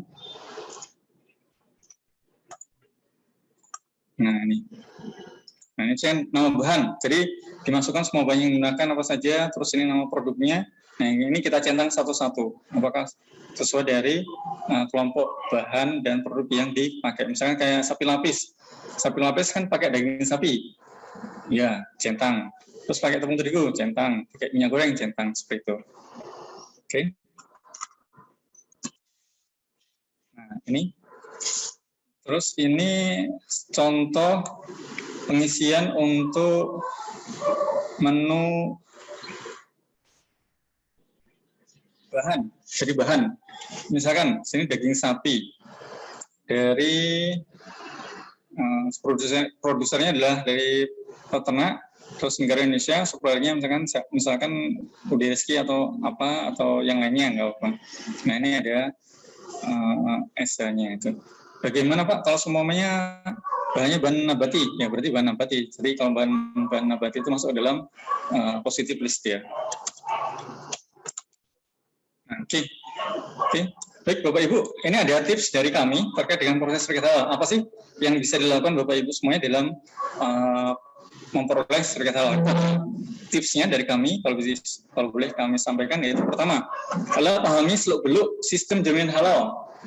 Nah, itu yang menjamin bahwa mulai dari proses awal, yaitu mulai proses pembelian, terus produksi, pengemasan, sampai transportasi, itu terjamin kehalalannya.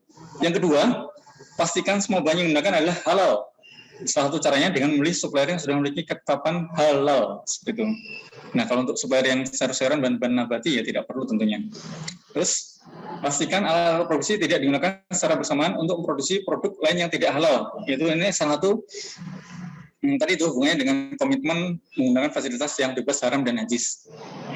Pak, bagaimana kalau tempat yang kami produksi itu digunakan sebagai berbarengan antara yang halal sama non halal?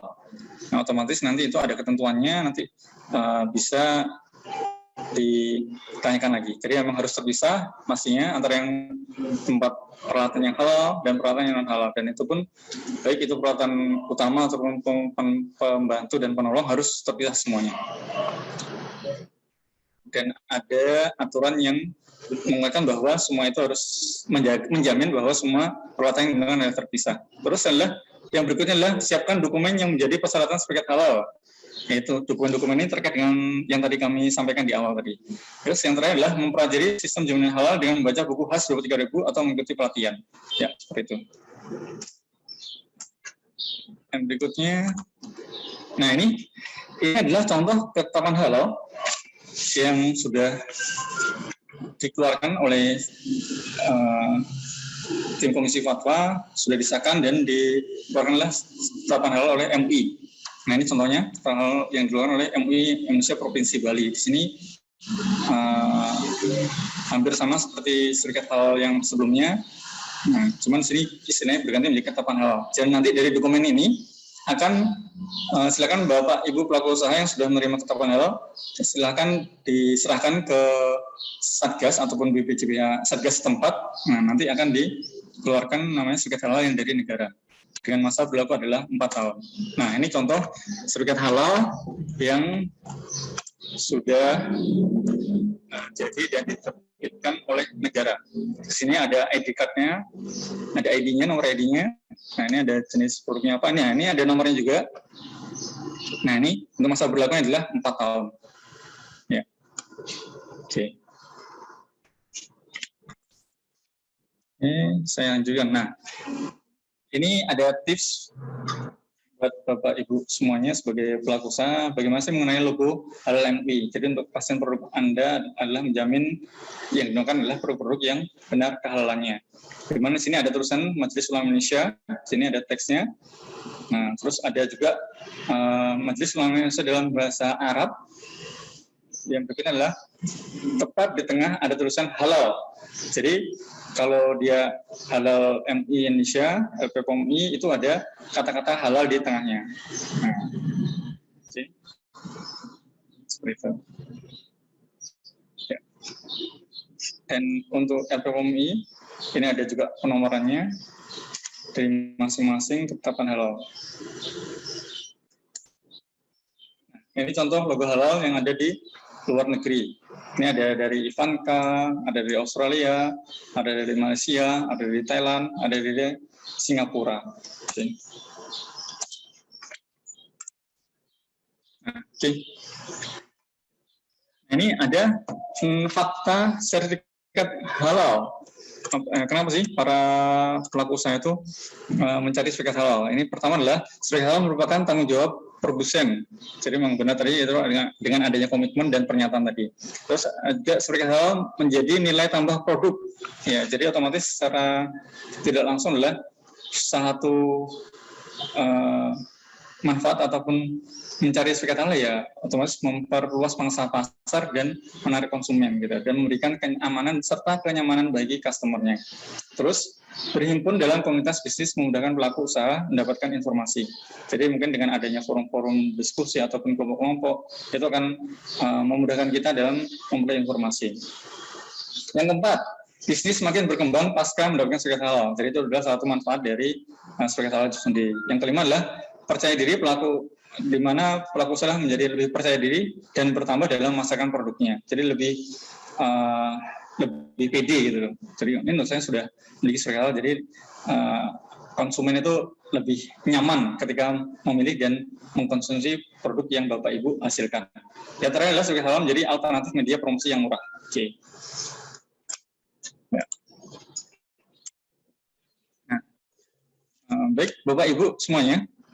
Jadi dalam ketetapan halal itu di sini ketika dikeluarkan ketetapan halal itu adalah sesuai dengan kelompok produknya, di mana biaya ketetapan halal berdasarkan kelompok produk bukan jumlah produknya gitu. Jadi tadi kan saya sampaikan bahwa di SK tadi ada kelompok produknya ada sekitar kurang lebih sekitar 30-an kelompok produk, maka itu akan biaya akan disesuaikan dengan kelompok produknya. Pak, misalkan saya kelompoknya kelompok minuman, tapi jenis produknya banyak, itu bagaimana biayanya? Nah, untuk biayanya otomatis sesuai dengan kelompok produknya, bukan jenis produknya. Jadi kalau satu kelompok produk ya berarti biayanya saat itu meskipun produknya sampai puluhan, gitu. Misalnya kayak catering tadi ya, kalau menunya sampai ratusan, masih dalam satu kelompok produk ya biayanya tetap satu, seperti itu. Jadi kita tidak menghitung biaya per jenis produknya, tapi per kelompok produk. Oke. Nah, ini sebagai informasi aja, contoh web dari Halal MI dan Halal MI Bali juga. Jadi bisa Bapak Ibu semua buka di Google. Ya, oke. Ya. Baik, demikian yang dapat kami sampaikan. Oh ya, satu lagi Bapak Ibu, ketika sebagai informasi tambahan untuk penyelenggaraan halal bagi Bapak Ibu pelaku usaha yang ada di Bali khususnya, itu tadi kan dibesarkan bahwa untuk penyelenggaraan halal diwajibkan Muslim. Jadi memang untuk penyelenggaraan halal saat ini harus beragama Muslim, dan ketika memang Bapak Ibu terkendala terkait penyelenggaraan halal, maka bisa menghubungi Satgas Satgas setempat yang ada di daerahnya masing-masing. Misalnya kayak di Provinsi Bali, otomatis akan menghubungi Satgas halal yang ada di masing-masing daerah gitu. Nah, kalau di provinsi ya menghubungi Satgas halal yang ada di Provinsi Bali di Kemenak Kanwil gitu. Karena Satgas akan menginfokan atau menginformasikan mungkin dapat membantu Bapak Ibu selaku pelaku usaha membantu dalam penyediaan penyelenggaraan halal. Ya, baik Bu Maya, demikian yang bisa saya sampaikan. Bapak Ibu, ya saya kembalikan ke Ibu Maya selaku moderator. Silakan Bu Maya. Baik, terima kasih kepada Pak Robani Senanti atas pemaparan materinya. Selanjutnya saya akan membacakan pertanyaan dari para peserta.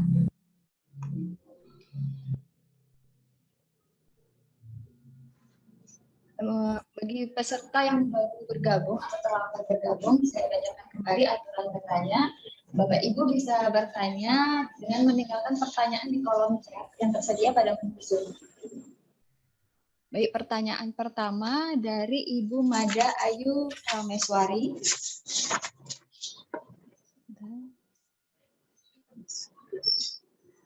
Untuk Pak Robana, ada pertanyaan, adakah biaya dan berapa kisaran biayanya? Oh iya. Silahkan dijawab terlebih dahulu. Ya, baik Bu Maya, terima kasih. Tadi pertanyaan dari Ibu Made dari Titi Lestari ya? Bu Made, terkait dengan biaya, jadi kalau di kami sekitar 2 juta sampai 5 juta Ibu. Jadi tergantung dari kelompok produk dan dari kapasitas dari perusahaan masing-masing pelaku usaha seperti itu. Cuma secara umum sih sekitar 2 sampai 5 juta. Dan itu nanti masa berlakunya adalah 4 tahun untuk ketetapan halal ke depannya. Ya. Ada lagi Bu Maya? Selanjutnya pertanyaan dari Pak Adi Wibowo. Berapa biaya untuk akad penetapan halal? Ini kurang lebih sama tadi pertanyaannya dengan Ibu Mada Ayu tadi. Oh iya, berarti sama Bu. Kurang lebih total sekitar 2 sampai 5 juta nggih. Halo Bu Maya. Ya. Selanjutnya ini untuk para peserta yang ingin meminta link materinya, nanti bisa hubungi kami di nomor customer service yang tercantum di flyer sosialisasi sertifikasi halal. Nanti akan kami berikan link materinya. Selanjutnya pertanyaan dari Ibu Kusmaini. Bagaimana penerapannya untuk UMKM yang menghasilkan produk sederhana? Misalnya kipang kacang yang tenaga kerjanya hanya keluarga, jadi hanya ada anak dan suami. Silakan dijawab dulu. Iya, terima kasih. Ini dari pertanyaan Ibu Umaini ya. Kusmaini, ya. Pertanyaannya menarik sekali Bu. Ya, jadi untuk pelaku usaha yang di Bali, khususnya UMKM atau UMKM itu memang satu orang multi talent. Ya, jadi dia yang belanja, dia yang produksi, terus kemas sampai masakan. Jadi manpower gitu lah, single power. Jadi semuanya dia melakukan. Ya tidak masalah Ibu, tidak masalah. Jadi silakan Ibu mengikuti saja kayak tadi yang sudah saya sampaikan untuk prosedurnya. Cuman untuk yang tadi ketika penyelenggaraan halal maka harus ada penyelenggaraan halal yang Muslim gitu. Terkait dengan prosesnya sama seperti yang lainnya. Otomatis Pak, apakah untuk pelaku usaha yang mikro sama yang besar itu persyaratannya sama ataupun berbeda? Secara umum sama, baik itu yang kecil ataupun besar. sama, tetap sama seperti itu, tidak ada pembedaan seperti itu. Cuman untuk biaya otomatis berbeda. Sekarang untuk persyaratan secara umum adalah sama, baik itu perusahaan yang kecil maupun besar. Kalau untuk yang produknya Ibu Husma ini tadi kan yang karyawannya semua anggota keluarga, ya malah bagus Bu, jadi memberdayakan keluarga sendiri gitu untuk kemajuan. Ya, mungkin itu Bu Maya, silakan.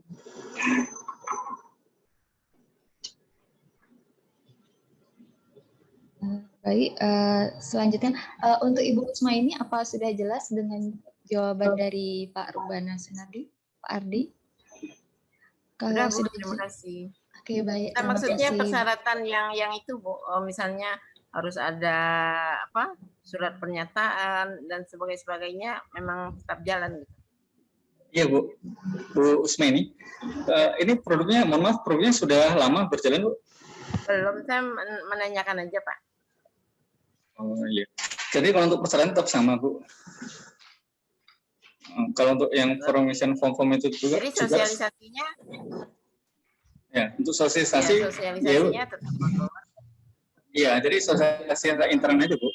Ibu sampaikan di keluarga sendiri ataupun saya kayak briefing itu Bu. Oke, terima kasih Pak. Iya, sama-sama Bu. Ya, terima kasih Ibu Usmaini atas pertanyaannya. Selanjutnya saya bacakan lagi dari Pak Muhammad Putra. Pertanyaannya, Assalamualaikum, Waalaikumsalam Pak. Izin bertanya, untuk penambahan produk baru, jika masih berlaku sertifikat halal masih aktif, apakah harus melalui proses pendaftaran lagi dari awal? Ya, terima kasih Pak atas pertanyaannya. Untuk pengembangan produk baru tidak harus melakukan pendaftaran dari awal Pak. Jadi langsung kalau di menu serial itu ada di pengembangan, jadi hanya di-upload saja bahan-bahan yang akan digunakan sebagai bahan tambahan dalam pengembangan produk yang baru, itu saja. Jadi tidak harus dari awal. Untuk persyaratannya, ya kurang lebih hampir sama seperti pendaftaran awal, cuman untuk bahan, dari segi bahan lebih ringkas karena hanya bahan produk pengembangan saja yang di-upload, gitu. Ya, itu semuanya. Mungkin Pak Muhammad Putra bisa, Pak Muhammad bisa mendengar Pak? Silakan Pak Muhammad Putra bila ada yang masih ingin. Oh iya, saya mendengar. Oke. Saya dengar. Baik, saya lanjutkan lagi. Ada pertanyaan lagi dari Ibu Ayu. Kalau sudah ada pengujian lab dari Dinas Kesehatan dan mendapat surat rekomendasi layak sehat, apa bisa mendaftar sertifikasi halal? Ini produknya restoran apa Bu ya, Bu Maya? Baik, Ibu Ayu mungkin bisa langsung jawab. Ya, silakan. Halo. Ya, maaf, ini saya masih keluar sebentar. Oke. Ya, gimana Pak? Produk rumahan, jadi kita cuman berdasarkan Gojek sama Grab aja. Kemarin kita sudah didatangi sama Dinas Kesehatan untuk ini ya, higienitas, uji lab makanan dan kesehatan, higienitas, dan sudah dapat rekomendasi dan hasil labnya juga sudah keluar juga. Jadi apa bisa kita ikut atau karena kalau dibilang restoran juga nggak ada orangnya. Kalau dibilang iya. Jadi ini berarti ini Pak ya, produk catering Pak ya? Kenapa Pak? Produknya catering. Produknya cuma makanan aja Pak, kebab. Mohon maaf, makanannya apa Pak? Emang terbatasnya apa deh? Kebab ya? Ya, kebab ayam. Oh iya Pak, asalkan ada izin dari higienitasnya, insya Allah sudah bisa Pak. Silakan melakukan pendaftaran seperti yang kami sampaikan tadi. Jadi alurnya Satgas Halal, suruh baru ke LPPOM MUI. Oke, baik. Dan jangan lupa Pak, untuk kebab itu titik kritisnya di daging-dagingan Pak. Olahan khususnya daging. Jadi untuk sumber dagingnya harus memiliki sertifikat halal. Ya, baik. Oke. Baik, terima kasih Pak Made Ayu. Ya. Baik, terima kasih atas pertanyaannya. Saya lanjut lagi ke pertanyaan dari Pak Agung Saputro. Halo, terima kasih untuk sosialisasinya. Kembali, Pak. Minta tolong dijelaskan prosedur untuk penggunaan bahan baku yang sama tetapi beda merek. Silakan, Pak Argun. Ya, terima kasih Mbak Bu Maya. Dan terima kasih juga Pak Agung Saputro pertanyaannya. Jadi untuk bahan baku sama tapi produk yang berbeda, otomatis prosesnya tetap sama Bu. Pak, mohon maaf Pak Agung ya. Prosesnya mungkin di sini ada Pak Agung. Halo Pak Agung. Iya, saya ada. Ya, gimana Pak? Bisa menjelaskan ulang Pak terkait produknya?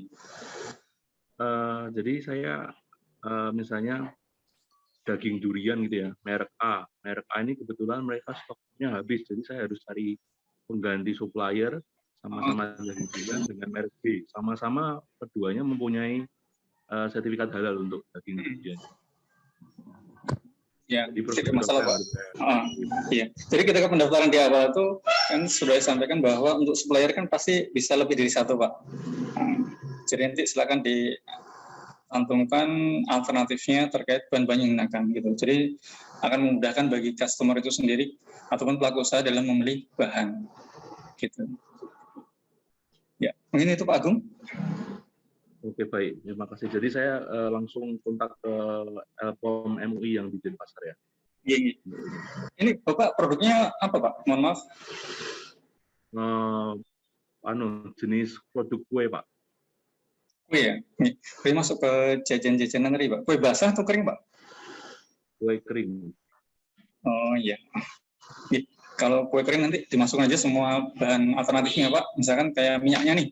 Ternyata minyaknya ada dari 3 atau 4 merek. Ya silakan dimasukkan aja. Misalkan seperti itu. Jadi untuk memudahkan customer atau pelaku usaha dalam memilih bahan Pak. Gitu. Ya nggak apa-apa Pak. Yang penting dia jelas asal-usulnya dan jelas kehalalannya. Gitu aja. Poinnya itu Pak. Makasih Pak Agung. Ya, terima kasih. Selanjutnya pertanyaan dari Ibu Niwayan Alit. Kalau untuk regulasi pendaftaran sertifikat halal untuk industri kosmetik, bagaimana dan apa ada bedanya dengan pendaftaran kategori produk yang lain? Baik, Bu, siapa tadi Bu Maya namanya? Niwayan Alit. Mungkin Bu Niwayan bisa langsung bergabung Bu Niwayan? Ya, baik, saya coba jawabnya. Untuk produk kosmetika kurang lebih sama Bu Niwayan Alit untuk prosesnya, cuman untuk izinnya. Jadi kalau untuk izin kosmetik kan dia harus dari BPOM kalau salah ya. Halo Bu Niwayan Alit. Ya. Kalau secara umum sama Bu prosesnya dari awal hingga akhir, cuma membedakan dari perizinannya. Kalau untuk kosmetik dia harus berizin BPOM seperti itu Bu. Halo Bu Wayan. Ya. Mungkin bisa dilanjutkan. Bu Wayan. Ya, terima kasih. Ada lagi Bu, mungkin Bu, terkait untuk pendaftaran produk kosmetiknya Bu? Itu pendaftarannya bisa lewat online langsung? Atau... Bisa Bu. Untuk izin-izinnya sudah dimiliki apa Bu? BPOM udah, sertifikat SK CPKB juga sudah. Mau nyari sertifikat halal ini, mau tahu proses tahap-tahapannya gitu loh. Oh iya, jadi proses tahapannya seperti yang saya jelaskan di awal tadi Bu. Jadi nanti langsung pertama, karena kan sudah izin insya Allah sudah ada dan terdaftar dan masih berlaku kan. Nah, jadi sekarang Ibu daftar ke Satgas dulu, nanti di situ masuk ke dalam sistem Si Halal namanya tadi itu yang saya sampaikan tadi. Si Halal saya akan upload di situ, nanti Ibu akan dapat STTD namanya surat tanda terima dokumen, surat rekomendasi. Setelah itu baru masuk ke Serol. Ya, untuk yang Serol tadi kan di regs.elppom.mui.org ataupun .com situ. Itu proses-prosesnya udah ada di materinya tadi itu kan, Pak? Ya, kurang lebih sudah ada, Ibu. Nanti kalau memang kurang jelas dan perlu pendampingan, insya Allah kami dari LPM siap mendampingi. Ya. Oke, makasih. Ya, terima kasih, Bu. Kami tunggu untuk tindak lanjut berikutnya. Terima kasih, Bu. Ya, terima kasih. Baik, saya lanjutkan kembali pertanyaan dari Desa Gede. Nah, ini pertanyaannya agak panjang ya. Kami dari Aerofood ACS, kondisi pandemi saat item yang diproduksi sangat menurun, sehingga bahan baku yang digunakan juga minimal jenisnya.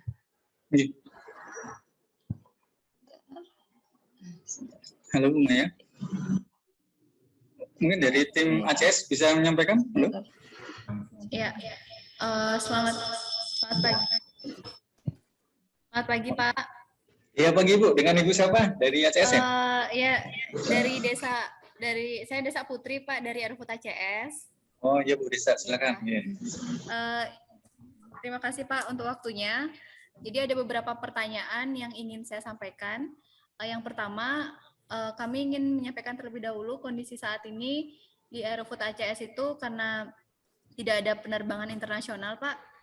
80% customer kami kebetulan maskapai asing. Nah, karena tidak ada penerbangan internasional, produksi kami benar-benar menurun seperti itu. Sehingga item yang digunakan juga sangat minimal saat ini. Nanti saat akan pengajuan kembali, kebetulan kita kan expired Desember, Pak. Saat akan pengajuan kembali, itu apakah matriks yang dilaporkan itu adalah matriks aktual saat ini seperti itu, atau matriks seperti kondisi normal? Itu pertanyaan pertama. Terus yang pertanyaan kedua, tadi kan disampaikan minimal itu 3 bulan pengajuan sebelum expired ya? Iya. Kalau sebelum itu apakah bisa Pak? Karena melihat proses sertifikasi ini kan lumayan panjang prosesnya. Jadi kalau misalnya bisa 4 bulan lebih awal sebelumnya itu, apakah boleh seperti itu? Baik Bu. Ada lagi Bu Desa? Ada lagi satu Pak. Pertanyaan ketiga, untuk SJH itu apakah prosesnya sudah termasuk pengurusan sertifikat halal seperti yang tadi dijelaskan, atau ada tersendiri gitu lagi? Tadi karena kan disampaikan untuk ketetapan halal sebelum keluarnya sertifikat halal itu kan hanya membahas sertifikat halalnya saja, SJH tadi belum ada disinggung. Apakah sudah termasuk itu? Itu saja sih Pak dari kami. Terima kasih Pak untuk waktunya. Baik. Terima kasih Bu Desa atas pertanyaan dari ACS ya, dari tim ACS. Untuk pertanyaan pertama Ibu terkait dengan menu tadi ya. Tadi kan sistemnya tidak dikatakan bahwa seperti itu, bahwa dalam kondisi pandemi seperti ini bagaimana sih pendaftarannya, apakah yang teraktual atau semuanya. Jadi kalau saran dari kami Bu, silakan didaftarkan saja semuanya, baik itu yang produk yang saat ini masih diproduksi ataupun yang nanti akan diproduksi. Karena takutnya gini Bu, ketika memang itu nanti sudah normal, akhirnya semua harus didaftarkan ulang. Jadi sebaiknya menurut kami tetap didaftarkan semuanya Bu Desa dan tim dari ACS, silakan didaftarkan semua untuk menu produk yang disediakan dari PT ACS. Gitu. Jadi nanti akan memudahkan dalam proses pendaftaran juga. Jadi tidak berulang-ulang. Gitu. Yang kedua terkait dengan waktu pengajuan. Waktu pengajuan, ya. Mohon maaf. Waktu pengajuan bisa Ibu.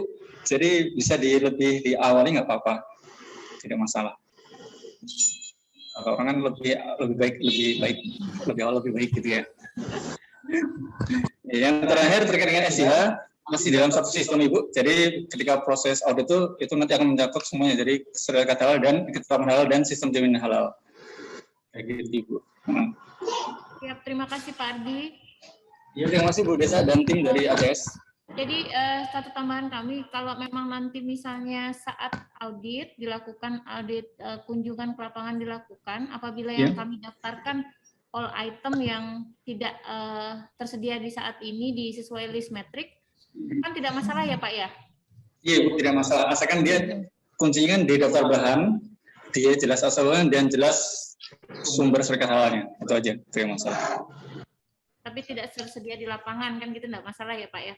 Iya. Terima kasih Pak. Terima kasih Pak. Ya, terima kasih. Iya Bu. Silakan Bu Maya. Baik, terima kasih.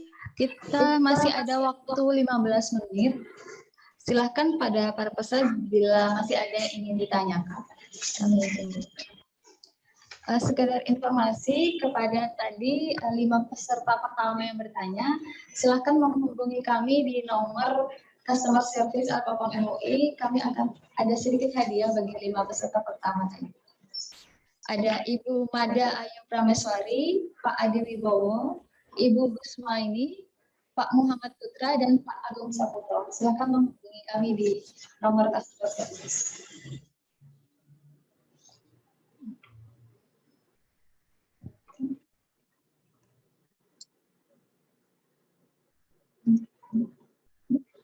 Halo semuanya. Halo. Iya, Bapak Ibu, silakan kalau ada yang mau ditanyakan kembali, Ibu, terkait dengan proses paket halal. Iya Pak, saya ada satu pertanyaan tambahan. Saya dari Agung, saya dengan Agung. Iya Pak Agung, dari mana Pak perusahaan? Tadi dari Pia Agung. Oh iya, silakan Pak Agung. Jadi kan saya sudah ada surat ketetapan halal dari MUI ya, sudah terbit. Dan tadi kan disebutkan sekarang semuanya serba online. Apakah saya harus mendaftar online lagi, registrasi online untuk memasukkan nomor ketetapan halal yang saya sudah punya? Satu itu. Kedua, jika tadi untuk bahan substitusi itu ya, kan saya udah keluar ya surat ketetapan halal menggunakan misalnya bahan merek A. Nah, sekarang kalau saya mau menggunakan bahan merek B, itu bisa saya lakukan melalui online atau tetap manual mengurusnya ke kantor MUI yang di Denpasar. Oh iya. Itu, Pak. Oke. Terima kasih Pak atas pertanyaannya. Jadi pertama terkait dengan ketetapan halal, kamu Bapak sudah keluar ketetapan halalnya, nanti silakan diserahkan untuk kopiannya ke Satgas terkait Pak, untuk dikeluarkan sertifikat halal yang dari negara. Gitu. Berarti untuk sertifikat halal yang dari negara belum keluar Pak ya? Belum Pak, sudah berbulan-bulan ini belum keluar dari Satgas dari pemerintah. Oh gitu. Mungkin bisa ditanyakan ulang. Untuk kontak personnya sudah ada Pak di Satgasnya? Saya sudah submit ini salinan surat ketetapan halal dari MUI-nya sudah saya submit. Cuma katanya memang masih diproses terakhir. Oh, seperti itu. Berarti ditunggu dulu Pak ya. Mudah-mudahan sebelum Lebaran. Yang kedua Pak terkait dengan bahan ataupun ada perubahan bahan, itu bisa sampaikan secara terus ataupun online Pak. Tadi kan ada form perubahan bahan, jadi nanti disampaikan hasilnya. Kalau memang sudah nanti disetujui silakan digunakan. Oke, terima kasih. Iya, terima kasih Pak Agung.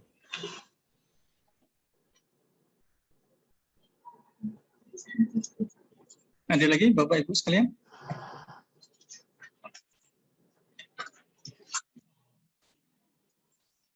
Ya. Baik Bapak Ibu, boleh saya sampaikan kembali. Jadi nanti acara ini akan berlanjut untuk ke sesi yang kedua, yaitu terkait dengan sistem menjamin halal untuk waktu dan kapan pelaksanaan nanti akan kami infokan dari tim LPPOM MUI Bali. Jadi jangan sampai ketinggalan dan tetap bergabung bersama kami. Ya.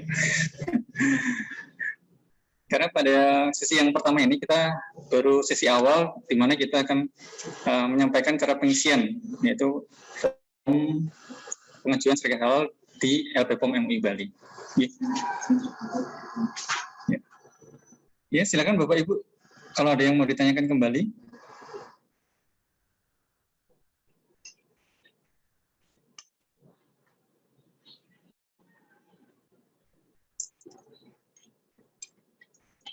Semua ya.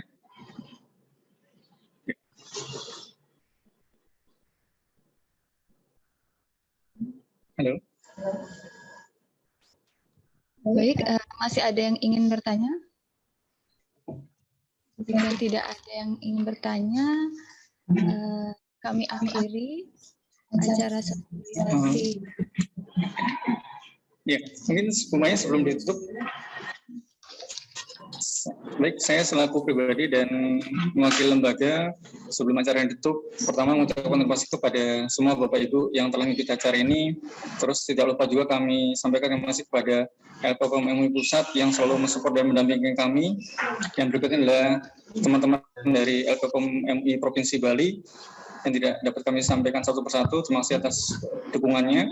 Mudah-mudahan acara ini tetap berlanjut dan memberikan suatu pelayanan yang baik kepada pelaku usaha khususnya yang ada di Bali dan memberikan keamanan dengan nyaman bagi customer dalam konsumsi, produksi ataupun produk-produk yang halal yang ada di Bali. Ya, demikian itu. Ya, mohon maaf atas segala kesalahan dan khilafan. Wassalamualaikum. Silakan semuanya. Baik, terima kasih kepada Bapak Nurdin atas pemaparan materinya dan menjawab beberapa pertanyaan dari para peserta.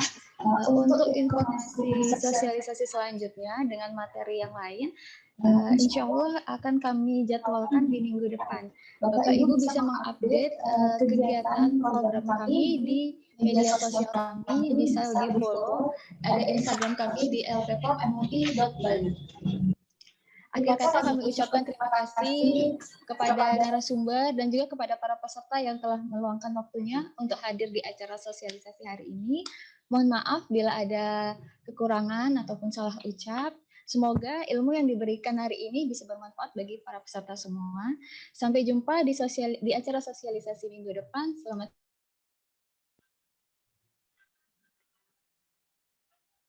Terima kasih.